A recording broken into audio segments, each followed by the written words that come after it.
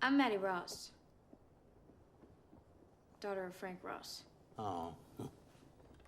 Tragic, eh? Now, I say your father impressed me with his manly qualities. He was a close trader, but he acted the gentleman. Well, I propose to sell those ponies back to you that my father bought.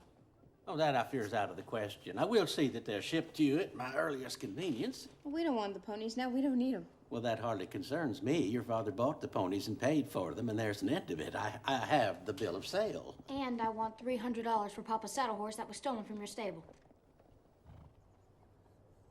You have to take that up with a man who stole a horse. Tom Chaney stole the horse while it was in your care. You are responsible.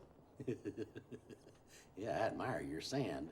But I believe you will find I'm not liable for such claims. You were the custodian. If you were a bank ever robbed, you could not simply tell the depositors to go hang. I do not entertain hypotheticals. The world as it is vexing enough.